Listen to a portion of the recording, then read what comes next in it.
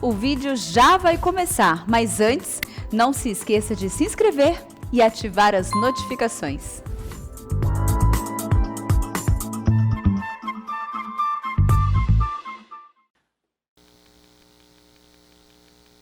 Muito bem, meus irmãos, nós vamos iniciar a nossa escola bíblica dominical desse dia 13 de março de 2022, dando as boas-vindas a todos vocês e cumprimentando as pessoas que nos acompanham pelas mídias sociais. Nós estamos expondo aqui com vocês o livro de Salmos.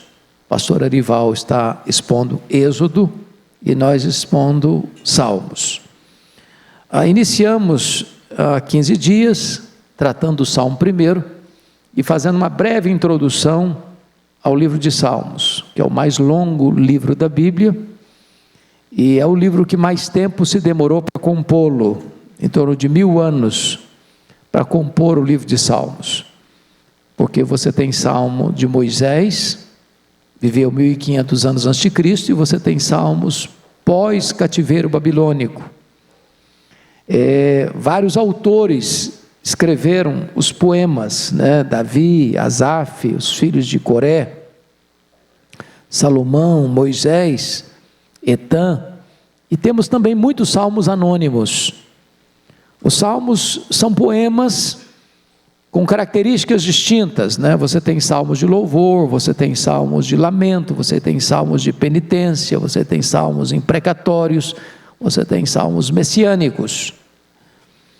E certamente eles foram reunidos num só livro depois do cativeiro babilônico, e formando aquilo que nós chamaríamos do inário do povo de Israel. E depois você tem, no período da reforma, os salmos sendo cifrados e servindo dos cânticos, dos hinos que eram entoados naquele período da reforma. Talvez seja o livro mais lido também da Bíblia, porque nas nossas liturgias dos cultos públicos, o livro mais lido é o livro de Salmos. Lemos os salmos quando estamos alegres, lemos os salmos quando estamos tristes, lemos os salmos num aniversário, lemos os salmos num funeral. Os salmos têm essa diversidade.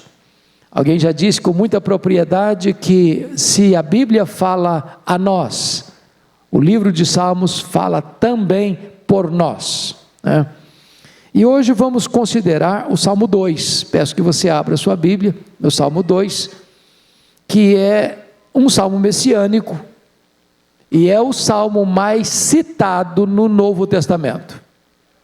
De todos os salmos, o mais citado no Novo Testamento é este salmo que vamos ler aqui, é o Salmo 2.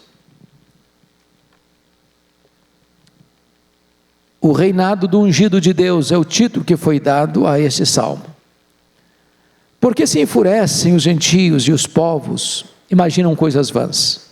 Os reis da terra se levantam e os príncipes conspiram contra o Senhor e contra o seu ungido, dizendo: rompamos os seus laços, sacudamos de nós as suas algemas. Ri-se aquele que habita nos céus, o Senhor zomba deles. Na sua ira, a seu tempo, lhes há de falar, e no seu furor os confundirá. Eu, porém, constituí o meu rei sobre o meu santo monte Sião. Proclamarei o decreto do Senhor. Ele me disse: tu és meu filho, eu hoje te gerei. Pede-me e eu te darei as nações por herança, e as extremidades da terra por tua possessão.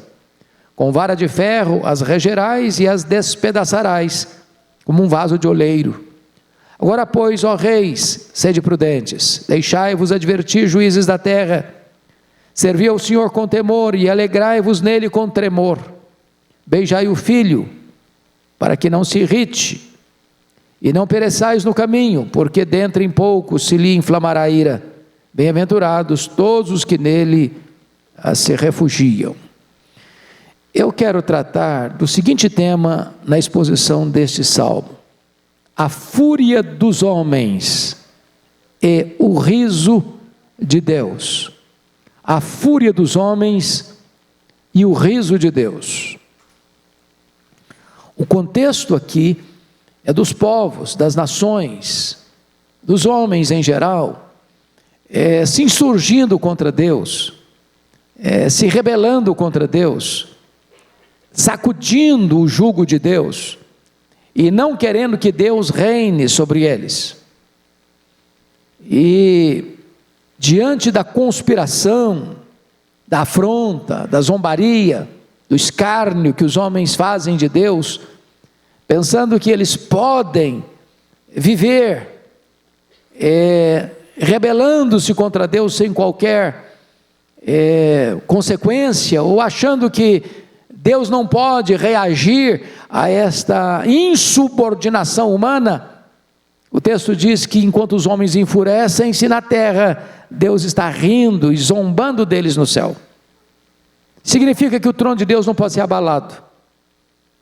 Nenhum império, nenhuma nação, por mais poderosa, nenhum ajuntamento de nações pode se insurgir contra Deus e abalar o trono de Deus, e comprometer o governo de Deus, e contrariar o plano de Deus, ou frustrar o desígnio de Deus. Os homens não dominam, quem domina é Deus. O trono do céu governa a terra. Esta é a grande lição, ou a lição principal deste Salmo 2. Então, eu queria que você, com a Bíblia aberta no Salmo 2, pudesse acompanhar comigo a exposição desse Salmo. Então, a primeira coisa que o texto vai retratar para nós é a conspiração da terra. A conspiração da terra. Então veja comigo, por favor, os versos 1 a 3, para definir isso. Porque se enfurecem os gentios e os povos imaginam coisas vãs? Os reis da terra se levantam e os príncipes conspiram contra o Senhor e contra o seu ungido, dizendo: rompamos os seus laços e sacudamos de nós as suas algemas. Então, o que você percebe aqui é uma espécie de oposição rancorosa e deliberada dos povos contra Deus. Qual é a extensão desta rebelião? Qual é a extensão dessa rebelião? Está escrito aqui que os gentios e os povos e os reis e os príncipes, ou seja, tanto os líderes quanto os liderados, tanto os reis como os súditos, é uma conspiração geral, e é uma conspiração deliberada, e é uma conspiração rancorosa contra Deus. Agora, como é que é isso? Como é que é essa conspiração da terra? Primeiramente, veja você no verso 1, parte a fúria dos gentios. Por que se enfurecem os gentios? Gentios aqui é um termo para generalização do ser humano. Todos os povos, todas as etnias, todas as culturas, todos os estratos sociais, todos os ideários políticos. Há uma conspiração global, universal. E os homens estão não só conspirando, mas eles estão furiosos. Furiosos. Essa palavra enfurece aqui na língua hebraica é a mesma expressão para o mar agitado. O mar agitado, enfurecido. Então, o que está acontecendo aqui é que os povos estão irados, furiosos, se rebelando contra o governo de Deus. Eles não querem que Deus reine, eles não querem os preceitos de Deus, os valores de Deus, os princípios de Deus governando a vida deles. Eles querem sacudir esse jugo. Bom, além da fúria, em segundo lugar, existem as imaginações vãs. Olha o verso 1 ainda. E os povos imaginam coisas vãs. Quando diz que os povos imaginam coisas vãs nessa rebelião contra Deus, a ideia é de que a rebelião contra Deus é inútil, é irracional. Nessa quebra de braço entre o homem e Deus, o homem não tem chance de ganhar. Nessa rebelião do homem contra Deus, ou dos homens contra Deus, não há chance dos homens abalarem o trono de Deus, desestabilizarem o governo de Deus e prevalecerem contra Deus. E aí a história é nossa pedagoga. Porque eu pergunto a vocês, onde estão os grandes impérios que se insurgiram contra Deus? O que aconteceu com eles? O que aconteceu ao grande império egípcio? Seus faraós poderosos? O que aconteceu ao grande império assírio? Que amontoava terras e mais terras, e entravam nas cidades e decapitavam os homens, e faziam montões e montões de cabeças na porta, dizendo: ninguém resiste ao nosso poder. O que aconteceu ao grande império babilônico, com a megalomania de Nabucodonosor? O que aconteceu ao grande império medo-persa, que conquista o império babilônico? O que aconteceu ao grande império greco-macedônio, ceifando o grande líder Alexandre aos 33 anos de idade? O que aconteceu ao grande império romano, com seus Césares, que massacraram sobretudo o povo de Deus? Júlio César, César Augusto, Tibério César, Calígula, Cláudio, Nero, Tito Flávio, Domiciano, Marco Aurélio, Sétimo Severo, Décio, Diocleciano, todos ruíram. Então, o que o texto está querendo mostrar para nós, que aqueles que se levantam contra Deus, para conspirarem contra Deus, imaginam coisas vãs, porque levantam-se ideias, levantam-se filosofias, levantam-se ideologias, levantam-se pensamentos dos homens, e não, nós vamos desbancar Deus. Como Richard Dawkins. Dawkins, por exemplo, agora, mais recentemente na Inglaterra, escreveu: Deus, um delírio. Alguns se alarmaram: agora sim, vai desbancar Deus, vai desconstruir a fé cristã, vai jogar no pó do esquecimento o cristianismo. Onde está Richard Dawkins? Onde está o livro dele? Vira pó, vira poeira, cai no mar do esquecimento, e Deus continua no trono, e Deus continua reinando, e o povo de Deus continua avançando. Essa é a ideia aqui do texto.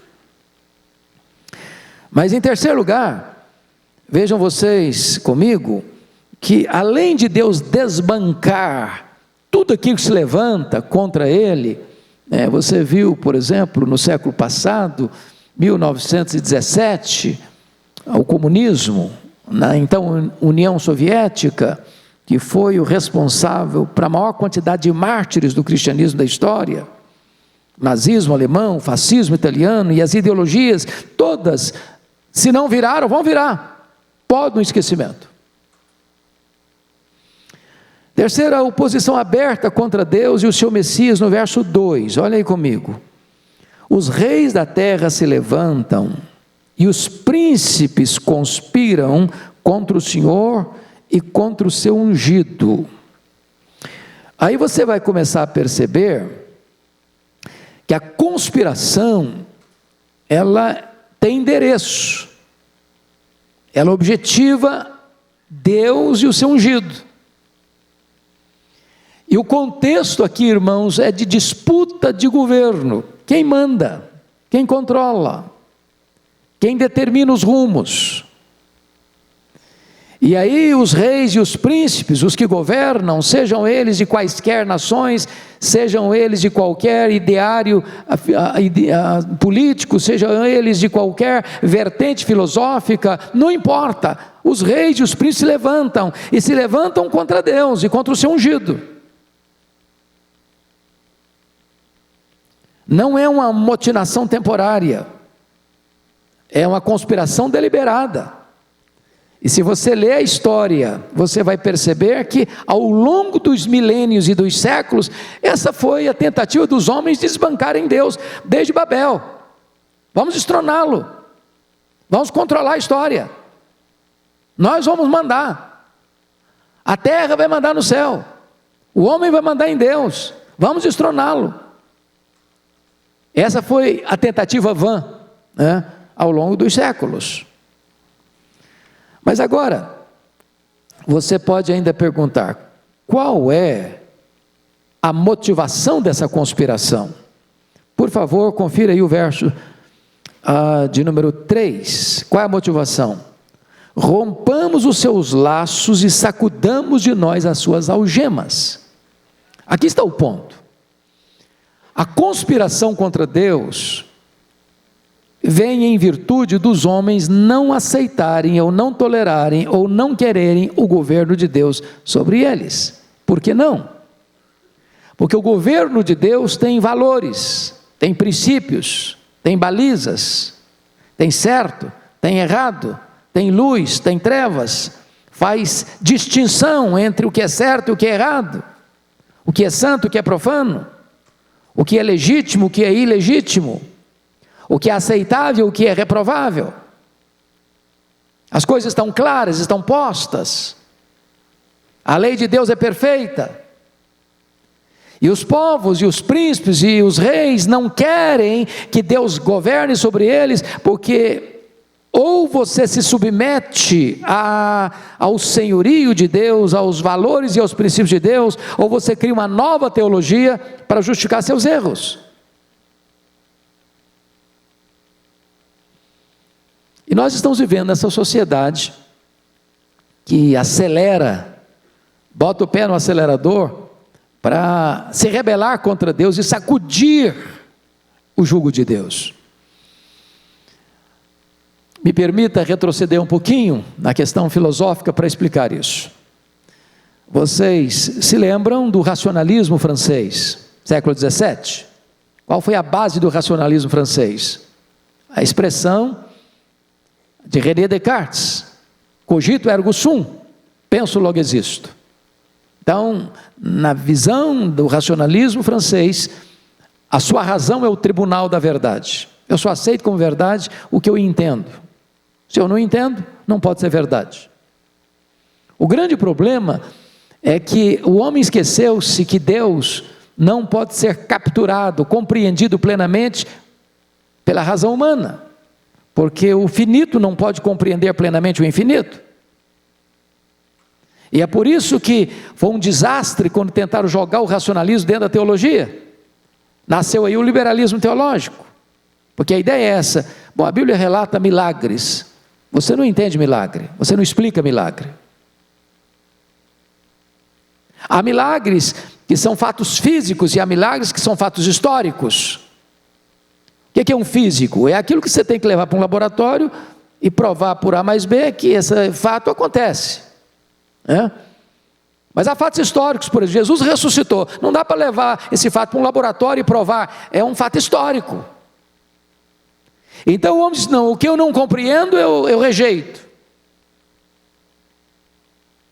Aí veio o iluminismo, que tentou afastar Deus da história. Você se lembra que até na Catedral de Notre Dame, por exemplo, que a Catedral Católica dedicada a Maria, foi dedicada a Deus, a razão. É a tentativa de banir o religioso, banir o sagrado. Agora o homem é a única realidade. Aí você vê o filósofo alemão Immanuel Kant, que diz o seguinte: até Kant os homens pensavam antiteticamente. Significa, se há é verdade, não há, não pode ser verdade. Luz não pode ser igual à treva. O certo não pode ser igual ao verdadeiro, ao errado.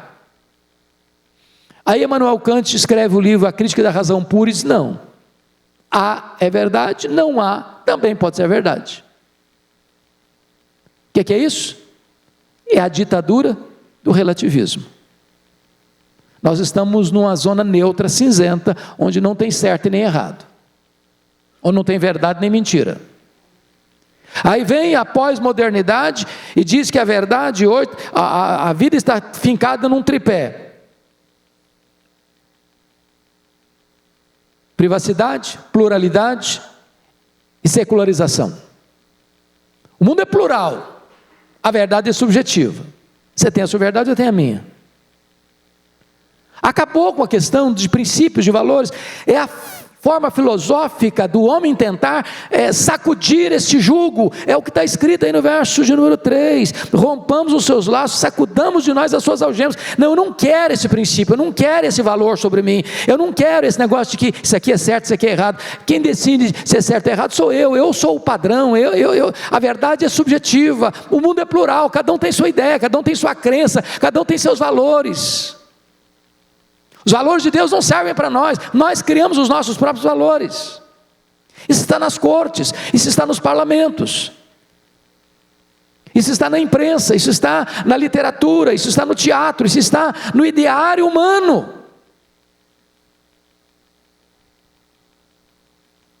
Agora, como é que Deus reage a isso? Dessa ideia que está lá em Lucas 19,14, não queremos que Ele reine sobre nós, não queremos nos submeter à soberania de Deus, vamos nos rebelar contra Deus. Como é que Deus reage a isso? Fica com medo? Fica inseguro? Fica esfregando as mãos lá no céu? Olha a resposta, o riso do céu, versículo 4 e 5, ri-se aquele que habita nos céus, o Senhor zomba deles, na sua ira, a seu tempo, lhes dá de falar, e no seu furor, os confundirá. Então vamos entender isso aqui, a ideia é, esse riso de Deus, é o riso de zombar, dessa tentativa do homem de anular o trono de Deus e de não querer que Deus reine. Deus não está inseguro, o trono de Deus não está abalado, Deus não está lá no céu esfregando as mãos, sem saber o que fazer com isso.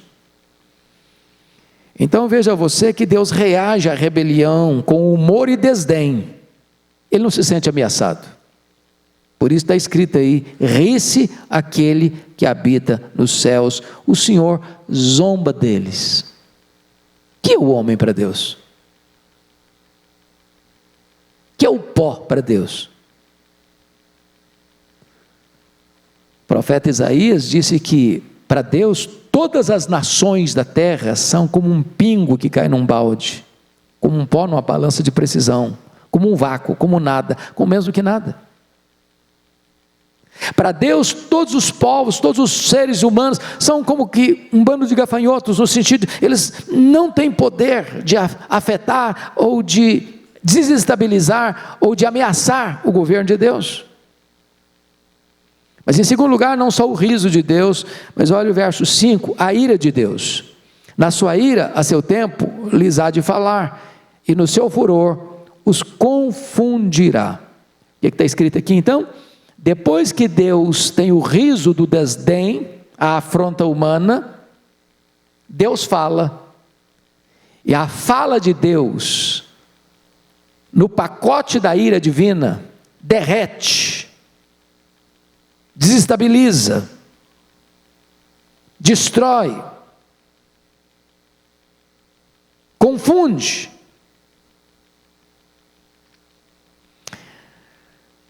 A ideia aqui, irmãos, é que Deus, como que vai dando corda.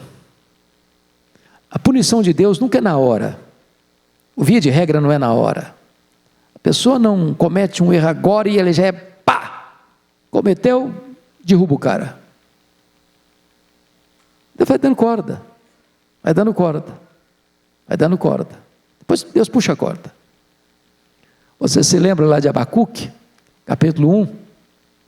Quando a Babilônia veio para dominar Jerusalém, Deus levantou os caldeus para disciplinar o seu povo. Só que os caldeus, ao entrarem em Jerusalém, queimarem a cidade, destruírem o templo, levarem os vasos sagrados, levar o povo cativo, massacrar a cidade, rasgar o ventre das grávidas, pisar jovens, crianças, velhos. Diz o texto lá, que eles acharam que estavam fazendo isso porque eles tinham o poder. E eles olharam para o poder deles como se fosse o Deus deles. Ou seja, Deus dá corda, Deus dá corda, Deus dá corda. E o homem acha que é o tal. E acha que ele tem o poder. E acha que ninguém pode com ele. Até o momento que o texto nos diz, no versículo de número 5, na sua ira, a seu tempo. Deus tem o tempo dele, de reagir à afronta humana, lhes há de falar, e no seu furor os confundirá. Os confundirá. Então esse é o ponto que até aqui ele tratou, né? A conspiração da terra, a fúria dos homens, e segundo, o riso de Deus. Agora vamos ver, em terceiro lugar, a vitória do Messias, versos 6 a 9. Em primeiro lugar, está escrito aí, versículo 6, eu porém constituí o meu rei, note rei com maiúsculo, ele está falando do Messias, está falando de Jesus, sobre o meu santo monte Sião. Então, Deus está constituindo o seu filho, numa época em que os reis e os príncipes da terra se rebelam contra ele, Deus está constituindo o seu filho como Messias, como Rei dos Reis, dando nas mãos dele todo o poder e toda a autoridade. Está lá em Mateus 28, versículo 18, todo o poder e toda a autoridade me foi dada nos céus e na terra. E aí você vai para o Apocalipse capítulo 5, e você vai ver que Deus está sentado no trono, e o Messias, Jesus, o Filho, o Rei dos Reis, está sentado, e ele quem toma o livro da história nas mãos, escrito por dentro e por fora. Ele é o leão da tribo de Judá, que venceu para abrir o livro e desatar os selos. E essa é uma linguagem simbólica para mostrar que quem tem o poder de dar um curso à história, de dar sentido à história, de levar a história à consumação, não são os reis, nem são os príncipes da terra, mas o Rei dos Reis, o Messias. Essa é uma linguagem magnífica, irmãos, porque se você percebe o que está acontecendo, os selos que vão ser abertos, são 7 selos, e na medida que os selos vão sendo abertos, os fatos vão acontecendo na história, as guerras, as fomes, as epidemias, a morte, e depois esse mundo que vem perseguindo a igreja com tanta fúria, vai receber o troco, porque vem as 7 trombetas, que são os juízos de Deus misturado com a misericórdia. E se você perceber aonde aconteceram os selos, também vai acontecer as trombetas, ou seja, Deus vai julgar o mundo. O Messias está no trono, o Messias governa. Isso prova para nós alguma coisa maravilhosa, que a história não está destinada à ruína, como alguém pensa pessimistamente, que a história é um caminhão sem freios ladeira abaixo. A história não é cíclica, como pensavam os gregos, a história é teleológica, ela tem um telos, ela tem um fim, ela tem uma consumação, e Jesus, o Rei dos Reis, o Messias, está sentado no trono, tem o livro da história nas mãos, e ele está conduzindo a história a essa consumação. Então vamos ver, em primeiro lugar, o reinado do Messias no verso 6. Eu, porém, constituí o meu rei sobre o meu santo monte Sião. Então, ele é aquele que está sentado, ele que tem as rédeas da história nas mãos, e ele está conduzindo a história à sua consumação. Se você perceber, no livro de Apocalipse, todos os inimigos que se levantaram contra ele, e está lá no capítulo 12, 13 e 14, o dragão, que é o diabo, a besta que surge do mar, que é o anticristo, a besta que surge da terra, que é o falso profeta. No capítulo 14, a grande Babilônia, que é o sistema político, econômico e religioso que se levanta contra Deus. Todos esses inimigos vão caindo. Capítulo 17, 18, cai a grande Babilônia. Capítulo 19, o anticristo e o falso profeta são lançados no lago do fogo. Capítulo 20, o diabo é lançado no lago do fogo. No capítulo 20, a morte é lançada no lago do fogo. No capítulo 20, todos aqueles cujos nomes não estão escritos no livro da vida são lançados no lago do fogo. E lá em 1 Coríntios 15, 25, diz que então Deus vai colocar todos os inimigos dele debaixo dos seus pés, para que ele seja tudo em todos. Esse é o ponto que a história está mostrando, irmãos. A história é governada pelo céu e não pela terra. O Messias é que tem o controle nas mãos. Em segundo lugar, além do reinado do Messias, ele está falando agora da filiação do Messias no versículo 7. Olha aí comigo. Proclamarei o decreto do Senhor. Ele me disse, tu és meu filho, eu hoje te gerei. Veja você que Deus não faz consulta e Deus não discute, Ele decreta. Ele é o soberano. O reinado do Messias não é democrático, no sentido de que o homem que escolhe para ele reinar, não. Ele reina por um decreto divino. E quem é ele? Ele é o Filho eternamente gerado do Pai. Aqui está o grande mistério da encarnação. Isso significa que você e eu cremos num único Deus que subsiste em 3 pessoas: o Pai, o Filho e o Espírito Santo. Nós não somos unicistas. Nós cremos que o Pai não é o Filho não é o Pai, o Espírito Santo não é o Filho nem o Pai. São 3 pessoas distintas, porém da mesma substância, da mesma essência, têm da mesma natureza, os mesmos atributos, realizando as mesmas obras. E aqui o Filho é exatamente o Deus que se faz homem, que se encarna. Que Atanásio, que venceu as teses heréticas de Ario lá em 325 em Niceia, escrevendo sobre a encarnação, diz que é o maior mistério do cristianismo. Aquele que nem os céus dos céus pode contê-lo, que é transcendente, é uma palavra técnica, ele é transcendente, ou seja, ele é maior que tudo que existe. E se o nosso universo tem mais de 93 bilhões de anos-luz de diâmetro, ele é maior que isso. E agora diz a Bíblia, lá em Filipenses 2,6, que ele a si mesmo se esvaziou, a ponto de se transformar num zigoto, num embrião, num feto, num bebê, que nasce de uma virgem enfaixada em panos, deitado numa manjedoura. Ele é o Rei dos Reis. Ele é o Filho eternamente gerado do Pai. Mas depois de falar da filiação do Messias, em terceiro lugar vai falar da herança do Messias no verso 8. Confira aí comigo. Pede-me e eu te darei as nações por herança, e as extremidades da terra por tua possessão. O que está sendo dito aqui? O que está sendo dito aqui é o seguinte: você e eu, todos aqueles que creem no Senhor Jesus, que compõem a igreja do Deus vivo, a coluna e baluarte da verdade, todos nós somos um presente do Deus Pai ao Deus Filho.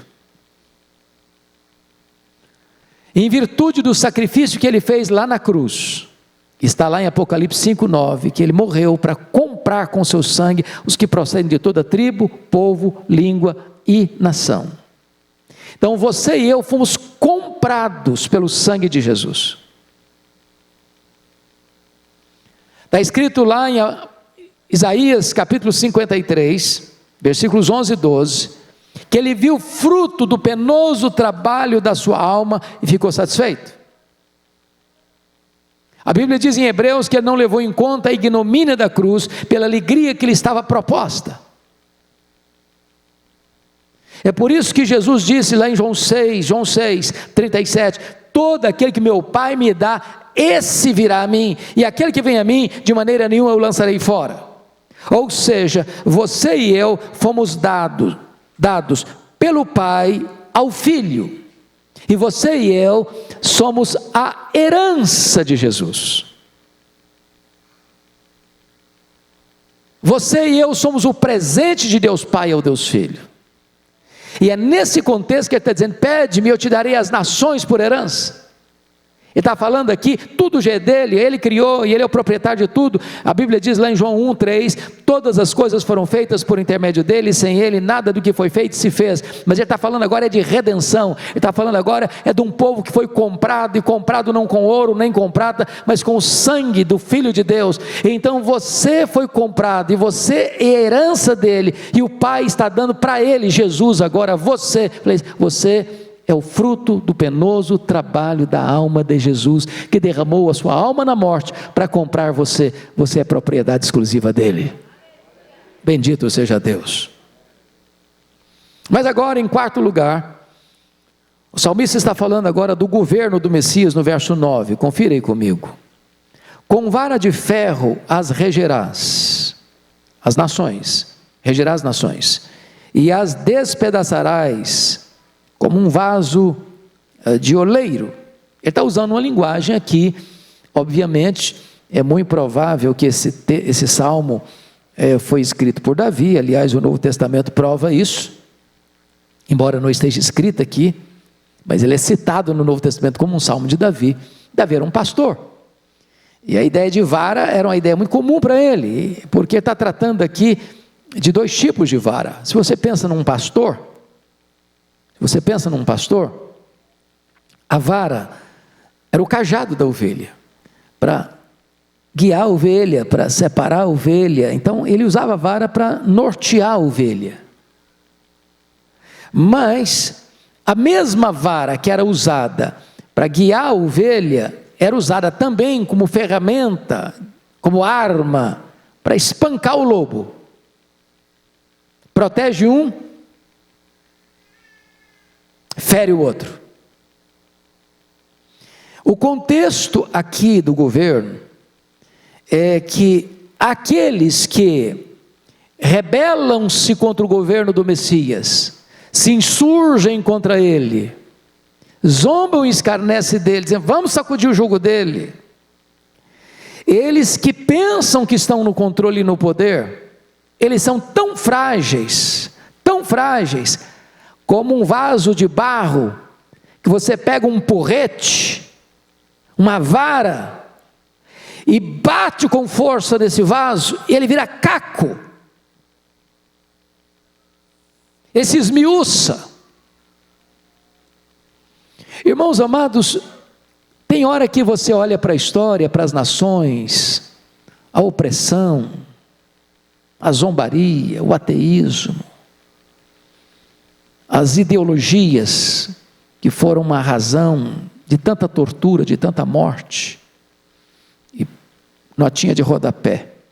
Às vezes a gente fica chocado, irmãos, com as consequências, mas não fica chocado com as causas.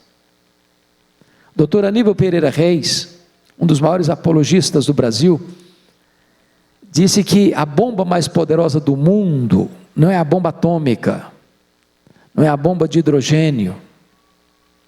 A bomba mais poderosa do mundo é a bomba I, é a bomba das ideias.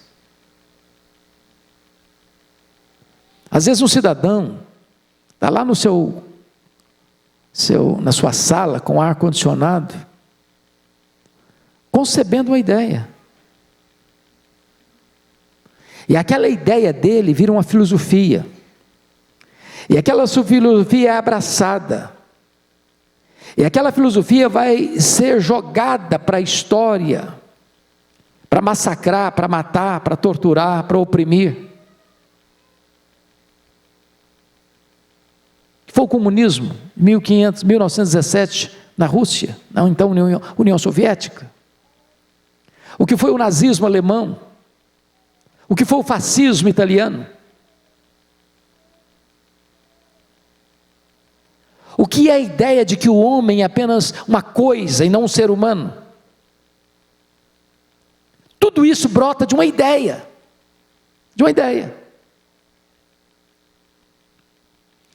Então, os homens chegam um momento em que eles querem dizer: Deus é um delírio, e se insurgem, que proíbem você crer, manipulando, controlando, castrando você, religiosamente falando, para você não ter liberdade de expressão, e acham que podem se insurgir contra Deus e prevalecer. E aí o texto está dizendo, no versículo 9, exatamente isso: com vara de ferro as regerás e as despedaçarás, como um vaso de oleiro. Um vaso não pode resistir à pancada de uma vara, assim como os povos não podem resistir à soberania do governo divino. Deus está dando corda, mas no tempo dele, ele vai levar as nações a juízo. É o que está escrito lá em Mateus 25, 31. Quando ele vier na sua majestade e glória, então vai se sentar no trono e vai julgar as nações.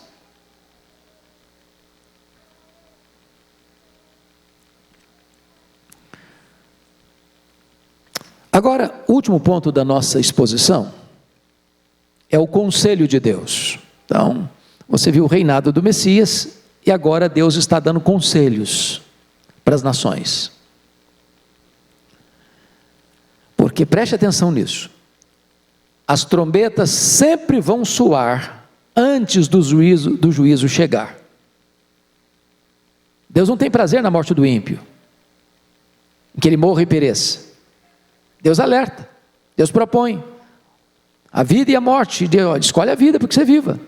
E agora nós vamos ver qual é o conselho que Deus vai dar. Primeiro, abra seus ouvidos, versículo 10. Agora, pois, ó reis, sede prudentes, deixai-vos advertir, juízes da terra. Deus está dizendo, olha, eu vou advertir, eu vou falar, eu vou aconselhar, abra os ouvidos, aceite a advertência, escute, não seja tolo, não seja rebelde, não seja insubmisso. Eu estou falando, estou advertindo, estou alertando, escute. Não seja como uma mula que precisa apanhar. A vara é para as costas do tolo. Escute a advertência, abra os ouvidos. Segundo, abra suas mãos, versículo 11a, servi ao Senhor com temor. Servir aqui traz a ideia de você se submeter ao governo dele com reverência, com temor. E temor aqui não é fobia, temor aqui não é medo, no sentido de você vai viver debaixo da escravidão do medo. Eu gosto muito de ilustrar isso com a questão de pai e filho. O que um filho deva ter com seu pai? Por exemplo, se um filho, uma filha, não vou fazer isso porque eu tenho medo do meu pai. Eu não vou fazer aquilo outro porque meu pai vai me castigar e eu não quero sofrer. Essa é uma boa motivação? Não seria uma boa motivação. Qual seria a motivação correta? Eu não vou fazer isso de errado porque isso vai entristecer meu pai. Isso vai ferir o meu pai. E meu propósito é honrar meu pai. E eu temo no sentido de não querer entristecê-lo. Essa é uma boa motivação. O que o texto está dizendo é que nós devemos servir a Deus com esse sentimento, com esse temor reverente, que é o princípio da sabedoria. Aliás, o único freio moral para o ser humano é o temor de Deus. Não é porque está na lei, não é porque uma pessoa vai ficar chateada com você, não é porque isso vai trazer prejuízo para você. O freio moral é o temor de Deus. Servir ao Senhor com temor. Terceiro lugar, você abre os seus ouvidos, você abre as suas mãos para servir, mas em terceiro lugar, você abre o seu coração. Olha o verso 11, a parte B. E alegrai-vos nele com tremor. Não é uma alegria frívola, não é uma alegria pecaminosa, não é uma alegria mundana, é uma alegria reverente, sabendo quem Ele é. De vez em quando as pessoas me fazem a seguinte pergunta: pastor, como é que se lida com vaidade, com soberba? Minha resposta é a seguinte: uma pessoa para nutrir vaidade ou soberba no coração, é porque não conhece duas coisas. Primeiro, ele não conhece a Deus. Pergunto a vocês, quem pode comparecer perante aquele que é santo, santo, santo, o todo-poderoso Deus, de nariz empinado? Quem? Só um doido, só um louco. Se os próprios serafins cobrem o rosto na presença dele, quem vai comparecer lá de peito estufado? Só um louco. Mas segundo, só mantém soberba no coração quem não se conhece. Você tem noção de quão pecador você é? Porque se você acha que você está com a bola cheia, você não se conhece ainda. Hoje nós pregamos aqui no culto das 8, e o profeta Isaías diz que o melhor de nós, as nossas justiças aos olhos de Deus não passam de trapos. Todas as pessoas que tiveram um encontro com Deus reconheceram o seu pecado. Por exemplo, Jó disse: Senhor, eu te conhecia só de ouvir, mas agora os meus olhos te veem, por isso eu me abomino no pó e na cinza. Por isso, quando Pedro tem um encontro com Jesus lá no mar da Galileia, diz: afasta de mim, Senhor, eu sou um pecador. É por isso que Paulo diz: ai de mim, miserável homem que eu sou, quem me livrará do corpo desta morte? Foi por isso que João, lá na ilha de Patmos, ao ter uma visão do Cristo da glória, ele caiu como morto aos seus pés. Não dá para você conhecer a Deus e conhecer você mesmo e ficar com o nariz empinado. Não dá. Então, essa alegria é uma alegria com tremor, com reverência. Mas finalmente, último lugar, abra seus lábios, versículo 12. Beijai o filho, para que se não irrite e não pereçais no caminho, porque dentro em pouco se lhe inflamará a ira. Bem-aventurados todos os que nele se refugiam. Essa expressão não é muito comum para nós, beijai o filho.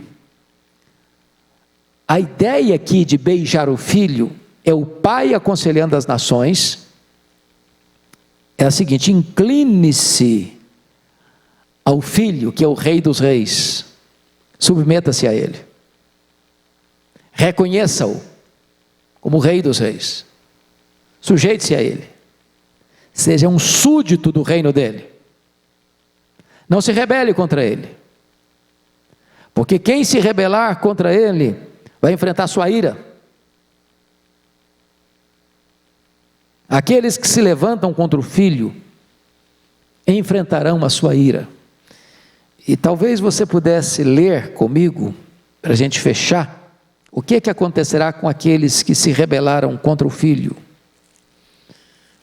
Abra aí Isaías, em Apocalipse capítulo 6, e eu fecho aqui para encerrar. Apocalipse 6, 12 a 17. O que vai acontecer àqueles que não beijaram o filho, aqueles que não reconheceram o reinado do filho, aqueles que não se submeteram ao governo do filho, não se renderam a ele? O que vai acontecer? Olha ali, olha a descrição de Apocalipse 6, 12 a 17. Você pode ficar em pé comigo para a gente ler? Vamos lá? Fique em pé e vamos ler juntos a uma só voz. Esses versos 12 a 17, todos juntos comigo. Vi quando o cordeiro abriu o sexto selo, e sobreveio grande terremoto. O sol se tornou negro como saco de crina, a lua toda como sangue. As estrelas do céu caíram pela terra, como a figueira, quando abalada por vento forte, deixa cair os seus figos verdes. E o céu recolheu-se, como um pergaminho, quando se enrola. Então todos os montes e ilhas foram movidos dos seus lugares.